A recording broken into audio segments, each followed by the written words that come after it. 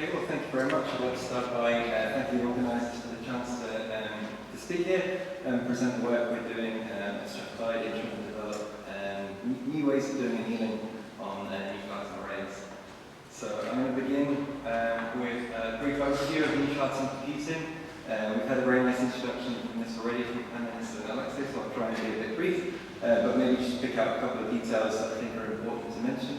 I'm then going to introduce the hardware platform we have. It's similar in spirit to the Query system we've heard about and other charting systems, and what I'll focus on is a couple of features that we have been focusing on that maybe differentiate it a little bit. I'll be talking about our most recent work, seeing how we can then take that and now start introducing local addressing fields to try and allow us to start looking at optimization problems that maybe go in a new direction and try and move beyond essentially unit disk graph implementations but onto a wider range of problems.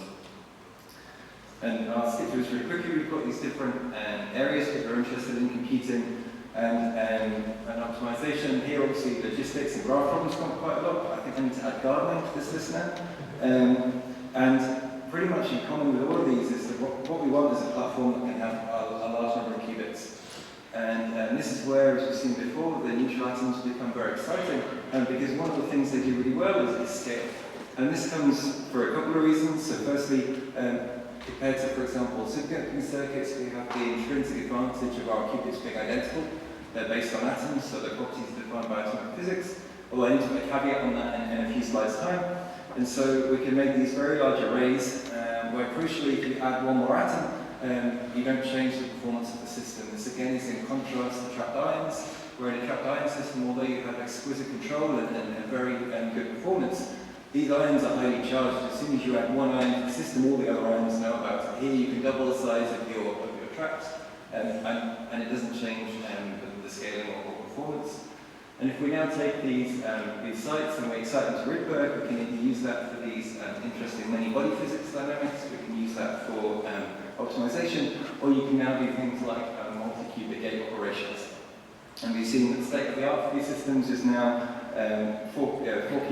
single qubit gates better than 4 nines at scale, and again, very high fidelity entanglement and gate operations. And recently, people have then been moving to go from hundreds to even thousands of qubits, with the roots 10,000 being kind of on the horizon. So we've seen in the earlier talks that all of these things hinge on the interactions between Rydberg atoms. And so here, if we have a pair of atoms spaced by some distance, we could think these Rydberg states, they have the outer electron really far apart, they therefore have a very large dipole moment, and so we can engineer this dipole-dipole interaction, which leads to kind of two regimes. So in general, and most of the experiments I'm going to talk about have been presented being in the expanded-Large regime, and here the interaction scale is 1/6. And this is nice because essentially as you scale the principal quantum number, it scales it into 11. So if you want to turn up your interactions, you just change the principal quantum number, and you can very quickly vary the strength of your interaction. Another useful tool, though, is that we can actually operate either at short range or by engineering our interactions to have what we call resonant dipole-dipole interactions. So here these scale as 1/cubes. They're effectively a longer range interaction. But crucially, this also gives us the option of tuning the sign. So here, for the long-range interactions, the sign is essentially set just by the quantum defects. So if we use S-state Rydberg atoms, we end up with a repulsive interaction. If we use a D-state Rydberg atom, we generally have attractive interactions. Here, if we go for these forced resonances, you have the ability to tune between positive or negative, depending on your orientation angle. And these give you now the ability to kind of dial up the interaction. And so we can pick between our ground state atoms that don't talk to each other, or switching to very strong interactions, where you now have roughly 12 orders of magnitude increase in the interaction.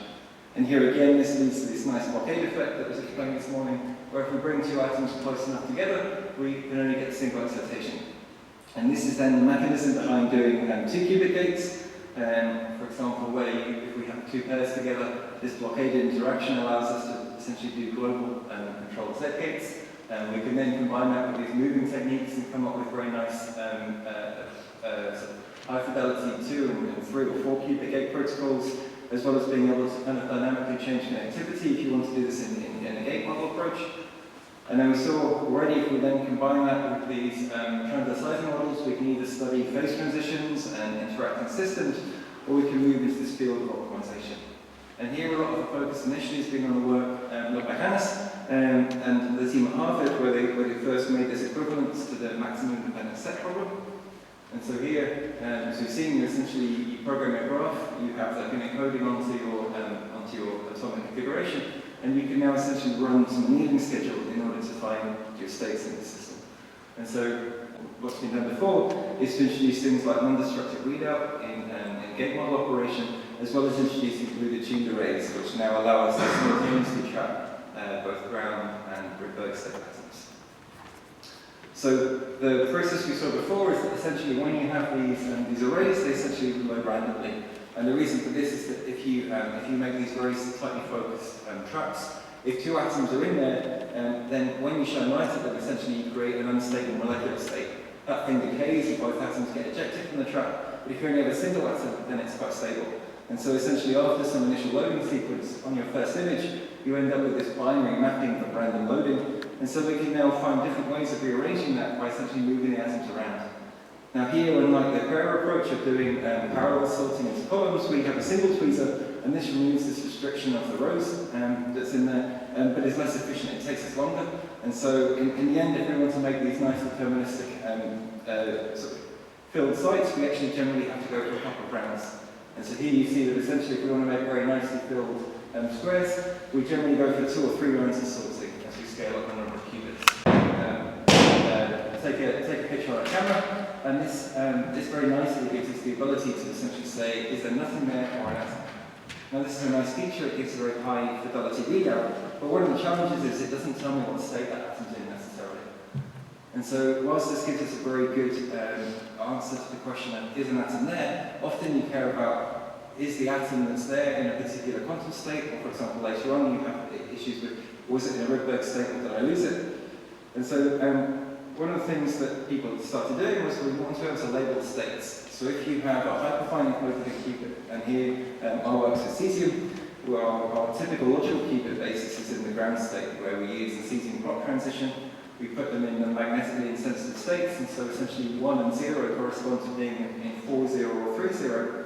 Here, if we try and do this imaging scheme, both of these essentially scatter, and so we have no discrimination. So the standard way of solving this problem is to do what we call destructive readout. You essentially put on a strong probe beam, you eject all the atoms of a certain type, and now when you take an image, essentially you can say, well, if it's there, it must have been in the 0 state. If it's not there, it should probably be in 1. But it introduces an error from the fact that now I can't actually discriminate between an atom that's lost at some point during the process and actually an atom that's in the right state. And so the advantage is it's quick, it's nice, it's robust, it's very insensitive to parameters. But now essentially every time I do this, I have to start again and load the array. And so that starts to compromise rep rate. And it turns out you can find a different way of doing this, and that's by trying to essentially scatter selectively from one of the states. So for these alkali systems, we have the challenge that we don't have a nice hot transition like they do in some atoms and ions, so we can't easily shelve along with a metastable state.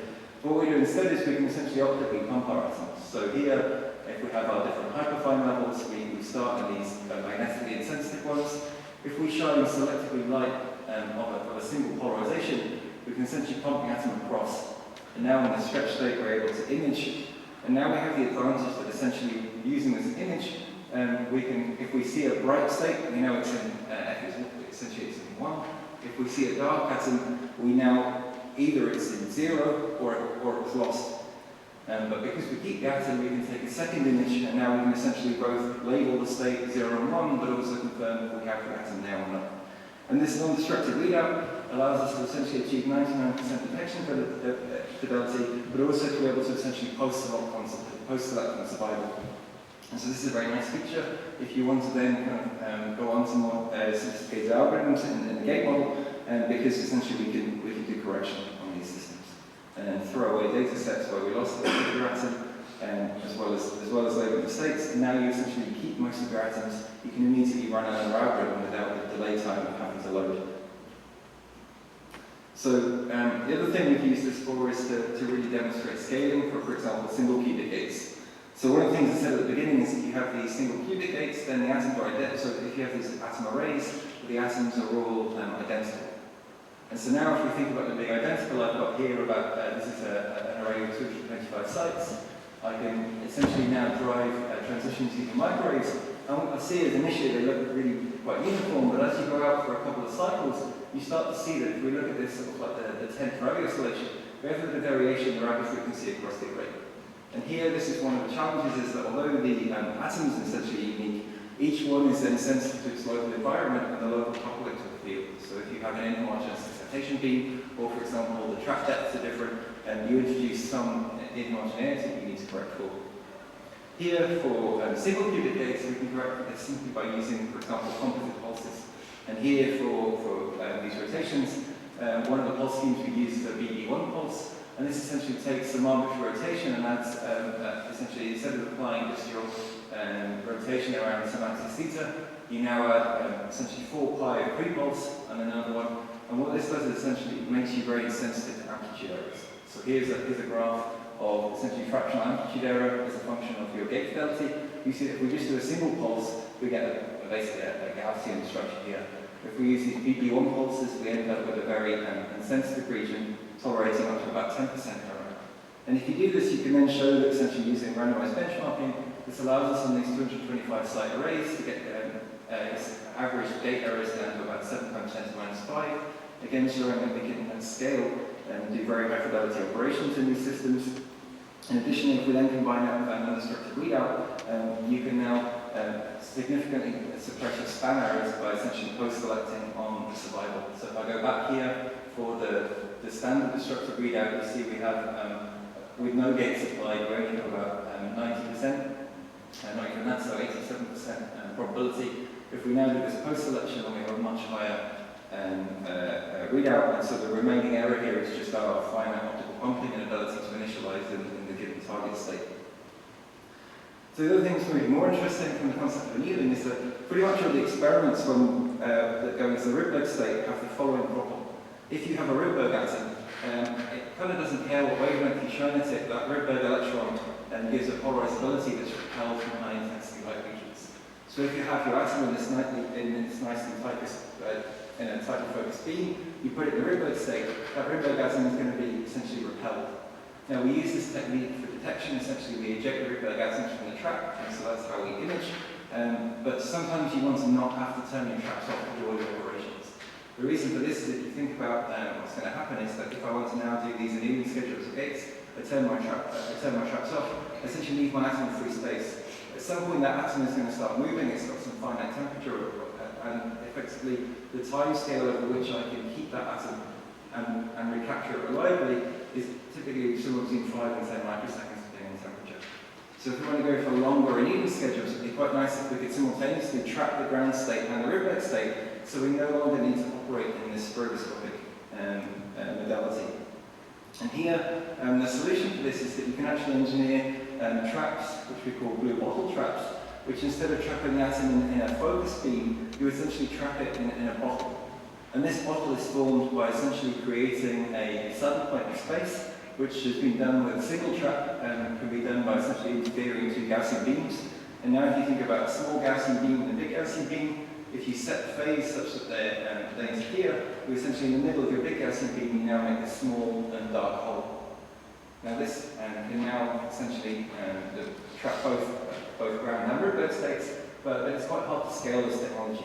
You don't really want a vibrationally sensitive backsender in your system.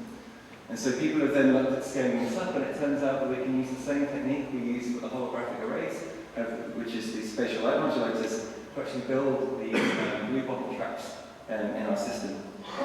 And so with these spatial light modulators, effectively it's just a computer-controlled LCD display. And so by changing a number between 0 and 255, we control locally on a pixel how much phase shift we impart on a pixel. Then we have a lens, and the lens essentially Fourier transforms what we see. And so essentially we apply some arbitrary hologram with some initial illumination. So here you see, for example, we illuminate the SLM with a standard Gaussian beam, generally quite a big beam to try and give you as many pixels as possible to define your hologram, whilst trying to minimize the loss just due to the finite size. And here, if I just apply one of these holograms on a Fourier transform, I can see that what I get out is this array of spots. Now, a nice feature of this is that essentially I can stack these holograms quite easily. So effectively I can think about now having one hologram that defines my spot array, and a second hologram which is going to define effectively like a quick spread function. And here in this case, the one we applied onto this, so we just add these together, modulo 2 pi, is we apply a circular pi phase.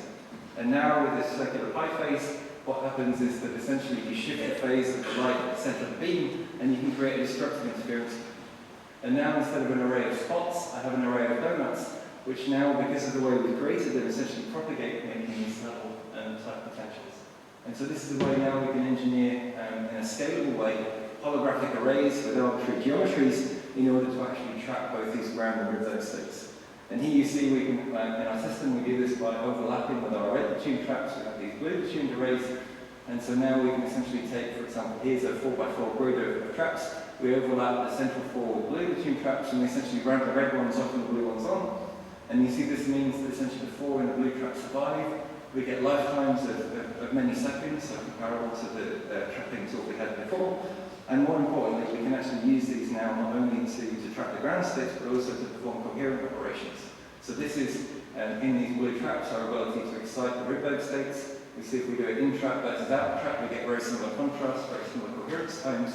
And we can go further and actually demonstrate by essentially creating a Rydberg atom in the trap and just waiting. Eventually, it will decay back to the ground state. So here, we see that if we hold it in the trap, when we look as a function of time, initially we have no survival because when we create this Rydberg atom, the system's lost in the trap. But over some finite time, that's going to decay by spontaneous emission back down to the ground state, and we see this recovery. And so we can verify now that essentially these traps are suitable for trapping both ground and Rydberg states. And in future, these can then be used as a way of essentially extending the computation time beyond what can be done by simply having our atoms and dropping them from their own traps. So in the interest of staying on topic now for analog optimization, one of the things these platforms are very useful for is essentially using as a QPU between some classical optimization algorithm, and it's going to pick some parameters, it's going to send some instructions or gate sequences to your processor. This thing in principle is hard to calculate, this thing's easy, and so we're going to use this to evaluate the cost function or an energy averaged over many cycles. And here on our system we've implemented this, and we have the ability to use a range of classical optimizers, whether they be machine learning algorithms or just simple sort of gradient descent type approaches. And the problem that we started setting this up with was something very simple, this 1D maximum independent set problem, which corresponds to essentially preparing a Z2 order on the chain. This is nice because it's relatively easy, the physics is well understood, and it's a good way of calibrating the system and setting up a closed loop optimization. And here, as we saw before, essentially I've got my ground Rydberg states, I control my Rabi frequency in the tuning, I then, by picking the separation, I can control essentially the strength of the interactions, and by changing the relative spacing, I can pick which of these ordered phases I get to. And again, this was originally done back in 2017, and in a large one we chained by the Harvard team. And what we're looking for is essentially the emergence of these structured phases that come out. So here in our system, we can arrange the atoms into chains, and here, for example, with the ability to sort, we can make parallel chains and essentially run 3 experiments at once.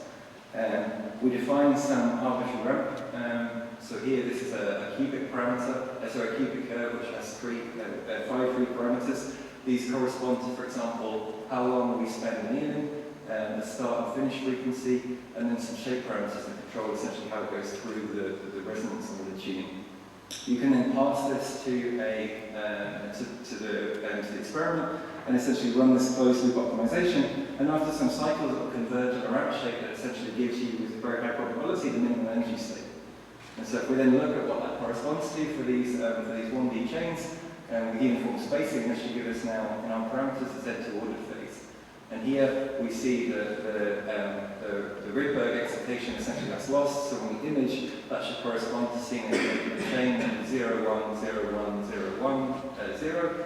And we see that the most probable state coming out of our experiments after this optimization is the right answer. And you can then do things like study the dynamics of getting there. So as a function of time through the pulse, we can see the emergence of this structure by looking at, for example, single atom excitations. So this shows that we can actually use the system in closed loop form, but we're really interested then in answering the question, how do we go beyond this? How do we go beyond these simple 1D chains with uniform weighting to start looking at these more exotic encodings?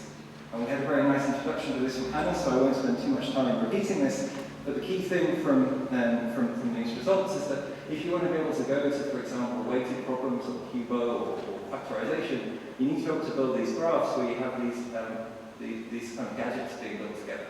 And the key property of these gadgets is the requirement for local tunings. So here we might need to put in ratios of, say, for example, 4:1 or 2:1 on different qubits. And it's really the ability to do this local control that is essential to using this. There's an alternative approach from the Parity QC group and led by Wolfgang, who might be assisting later. And there they have a slightly different encoding geometry.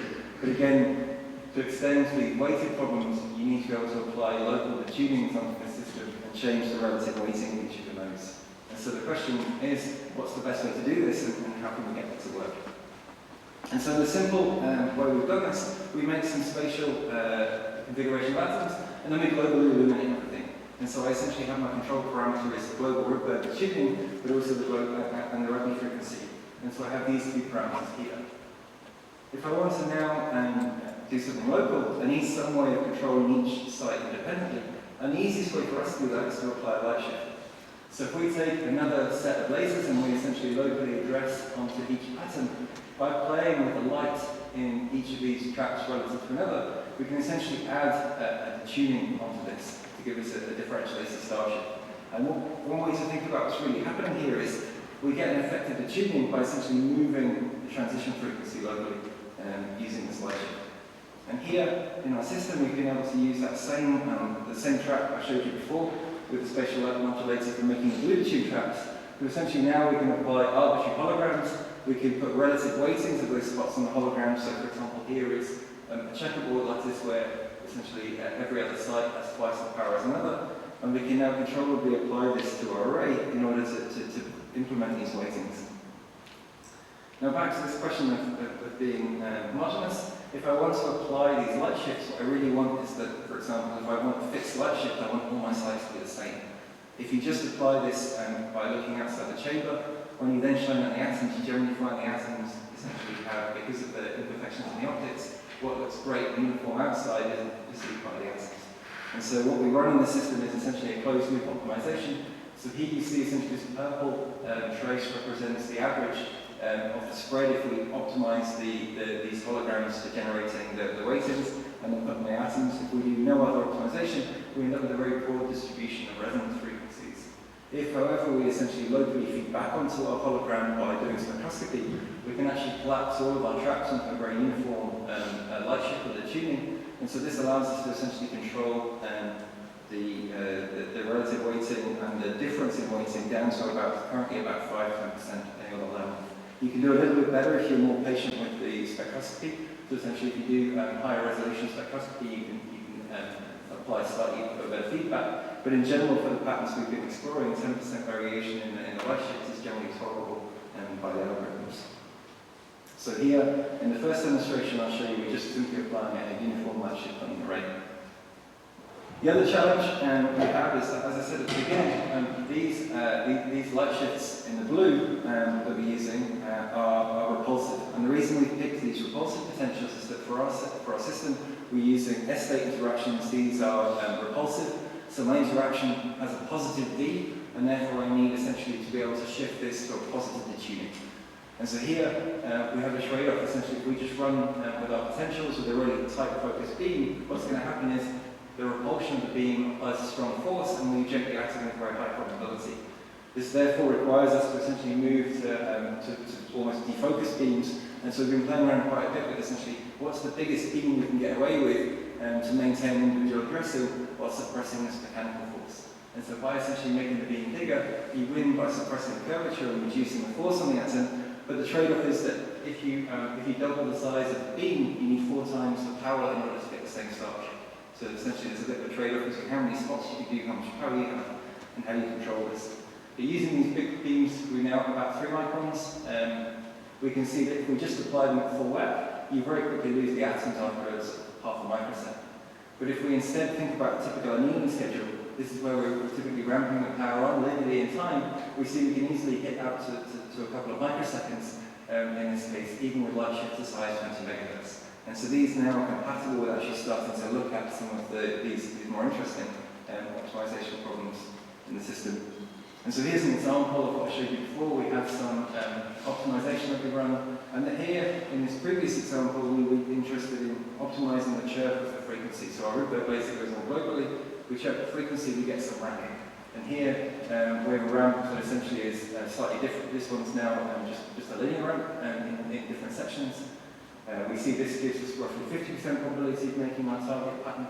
Instead, what we can do now is essentially replace that with a light shift on every site, and start with some initial detuning. So we have a Rydberg laser starting with this negative detuning, and now we leave the Rydberg laser alone, and we simply ramp on the power in this 800 nanometer track. And here, what this does is essentially we have a power curve. The power is proportional to the start shift, and so we replicate this tuning ramp locally on the atoms essentially just by scanning the power. And here you see that if we do this in the light shift, we get now, again, we get the right output state output with a slightly reduced probability. So here this is 50% efficient. Here, we get, with the light shift, we're getting about 20% efficiency. And this comes from two factors. So one of them is the fact that when we apply this light shift, we have some finite probability of loss. And so here, with our detection method being essentially if it's dark, we assume it's in the Rydberg state, the impact of loss is that essentially we mislabel some of our output states. The other thing is that if we run this with no optimization, then essentially whilst this chirp was the right answer, it turns out that there may be some further feedback we can do on these power ramps. But in principle, we can see that this concept of doing annealing via a light shift rather than by chirping a laser is working. So here a uniform example is not particularly exciting. So we know that for this uniform example, essentially we've got the same shift on each site. What that means is that if we ramp the system to a final tuning of approximately half the interaction, our ground state is this RG R state, and it has an energy of -4 delta. And so we can see that happens. If we want to see something more interesting, well, let's try weighting it. So now what we can do is we can apply twice as much power on every other site. And now if you look at this one, here if we go to twice the tuning, we'll see the new ground state is actually GR. And so this now essentially is the opposite state. And so if we ramp this together, we see that essentially with this weighted optimization, and here we're just using exactly the same optimization curve, so we're in the same ramp schedule. We see we're doubling the power on certain sites. We flip our most probable output state from 0, 1, 0, 1, 0, 1, 0 to 1, 0, 1, 0, 1, 0, 1. And you can see that as well by looking at, for example, the evolution in time. And interestingly, what happens with these different states is essentially for the uniform weighted case, it's not until about halfway through the ramp that we start to see this structure and order emerging. For the weighted case, essentially we've made it now much more probable and much easier to make those excitations on those weighted sites, and so we see that those excitations appear much earlier in the sequence. And so this really is at the stage where literally some of this data has only been operational the last week, where we've been starting to demonstrate that we can dial up these controllable light shifts and actually use them for optimization. And where we're going next with this is we're really interested now, how do we use this to start looking at these gadgets and start moving to weighted problems. And here, things that we plan to run, as well as looking at these gadgets, are things like taking these sort of small 5-qubit graphs. You can then embed this into a weighted graph, and essentially it's a 9-qubit weighted graph, but essentially we can play around with the relative weightings now and see how well can we produce the right output states, how robust against the weightings are the individual schedules that we can use, and really then see how scalable is this if we want to push this from sort of 5 to 10 qubits up to hundreds. We have the power level we need to get this light shift is around 50 milliwatts per track currently. With the lasers we have, that means we can do roughly 100 qubits of the light shift. But it's really about how robust it is against scaling and survival, and then actually what these optimization schedules will look like. The other thing is that we still have this problem that we'd like to get rid of with the repulsive force. And one way to do that is, for example, use a spatial light modulator to now, instead of making Gaussian spots, try and make top hats. If you can make top hat beams, you can essentially suppress this force. Turns out it's quite challenging to make small top hats, but that's something we're playing around with as well. And that would also potentially reduce this problem of having to go to bigger and bigger beams and suppress losses in the system. So with that, I'd like to just summarize. We've introduced this concept of neutrality computing, highlighted the fact it's very scalable, and it's also suitable for both digital and analog applications. I've shown you on our platform that we've got these new capabilities for example, non-destructive readout and high-fidelity gates, as well as being able to set up to do this sort of 1D optimization in closed-loop form and show you that now with the local light shift, we're starting to be in a position where we can start looking at actually doing weighted graphs and extending to see can we actually really do this to go beyond maximum dependent set and start looking at, for example, weighted optimization before looking then at scaling up to more interesting problems. And if I've got maybe 2 minutes, the other direction that we're interested in going in is how would you go further? So I said at the beginning that it's possible to do thousands of qubits, but one of the challenges you have are, for example, the finite lifetime. If you build these systems at room temperature, typically, although they're nice vacuum chambers, they've still got something left in them. And so typical experiments have maybe 10 to 20 seconds of lifetime, and that means if you've got, say, 1,000 qubits, your actual useful operation time before you might just lose one during the computation is on the order of a few milliseconds. And the second thing is there are some issues around in situ readout or imperfect operations, and it turns out you can solve a lot of these by going in 2 directions. So one of them is to go cryogenic. So if you build a cryogenic system, then you essentially get cryopumping. You can extend that. The Periscope demonstrated going from 10 seconds to 10 minutes in terms of this lifetime, and that's going to be really important if you want to push beyond the thousands. The second thing is you can start exploring dual species arrays. So this is one of the projects we're now building up. It's taking what we've learned in a single species cesium and extending that to a cryogenic setup for with dual species. And where this becomes particularly interesting is, as I mentioned at the beginning, most of these interactions essentially are being exploited with a single Rydberg state, so you just have this 1 over the 6 interaction. All the Rydberg interactions are the same, but if you now have 2 species, you have the ability to control the relative interaction strengths. So here, for example, in my system, we'll be using rubidium and cesium, and so by choice of Rydberg states, we can engineer, for example, very weak cesium-cesium interactions, with strong rubidium interactions, and really strong cesium-rubidium interactions. And so by the choice of Rydberg state, you can, for example, hit these Forster resonances. So here in this the cesium-Rydberg curve, we've intentionally picked a state that has a 1 over R cube coupling. We can now play with the angle and the magnetic sublevels to control whether that's a positive shift or negative shift, as well as potentially giving the option of unlocking different couplings. So you go from sort of a sigma z to an xy type coupling if you want in these systems. And so it just gives an interesting alternative option for looking at how you might go beyond these maximum dependent set problems by giving you additional degrees of freedom beyond, for example, just the local light shift. But it could be that instead, a more scalable way of doing this is by changing which species you put on which element in the graph. So just an alternative approach that we're just beginning to explore in the process of building up. And obviously this then leads nicely to other schemes where, for example, using 2 species, you can sort of build towards universal computing. So with that, I'd just like to thank you for your time. I'll highlight the work. We've got a number of people on the experimental team, also some of the theory for this is being developed in the group of Andrew Daly, particularly by Jared Allegri, who's done most of the simulations for initializing closed loop optimization, and just to acknowledge the funders. So thank you.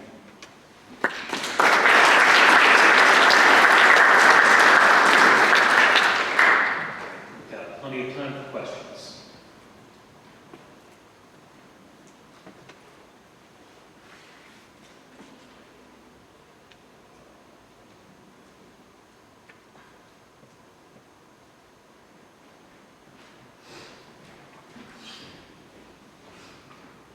So, do you use this non-static readout in a time-based experiment, or using that to also inject the Rydberg atoms? So in these results, we're now injecting Rydberg atoms. One of the things we'd like to do is combine the 2 together and essentially rotate the ground state at the end of the cycle, and then bring the Rydberg state down. That would be something that in principle, would be a nice way of doing. There is a question: not every getting the fidelities high enough is going to be the challenge, but for example, at the moment, our Rydberg detection fidelity is only about 95%, so it's... And you're getting 99 in the final. Yeah. Yes, so at that point when that works, we're not going to be doing Rydberg detection. So the idea then will be able to do Rydberg detection, yeah. And that would then also, again, allow you to increase the write rate, so you might need to go back and load it. But the challenge is the hyperfine readout is quite sensitive to parameters, so the long-term stability of that is much worse than, for example, just ejecting a Rydberg state if you want to run over long periods of time. And parameters are sensitive to our polarization? It's polarizations and small drifts in magnetic field. So essentially, you rely very heavily on the 2 beams that come in at the same same polarization. If the magnetic field in the lab fluctuates even a tiny bit, then essentially you have the slightly wrong polarization, and then you end up with essentially deep quantum.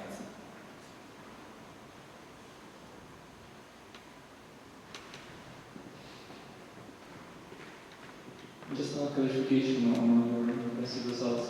So you're saying that if you lead the single qubit with all the controls in a riot step, you can make it lead for 10 minutes? Yeah, so what you're doing is essentially it's just a simple surface physics thing. A room temperature, everything that's bouncing around, like the helium and the hydrogen and everything else, has 300 Kelvin kinetic energy. If you go down to 4 Kelvin, stuff either sticks to the surface or it's now only got 4 Kelvin kinetic energy, and so essentially you're locally enhancing the vacuum pressure. And so the time over which that collision happens is greatly extended. So this is different to coherence time. This is just physically how long before an atom is knocked out of one of my focus laser beams. So that's what we're pushing to 10 minutes. You have to work a bit harder now on getting the coherence to 10 minutes. And what people have demonstrated, even in the alkalis, something approaching seconds. And if you use, for example, here we're using C2 with these switch to strontium or terbium, people have demonstrated so atoms repeating, I think there are tens of seconds, essentially, coherence on optical clock transitions. So this outperforms quite a lot also MB centers. Yeah. You have to trade that off. I guess to being fair, you have to trade that off against operation speed and things. So typically our gate times are microseconds or anything. So it's still an impressive ratio of kind of gate time to coherence time, but there are other platforms that have a similar ratio that have much shorter coherence times.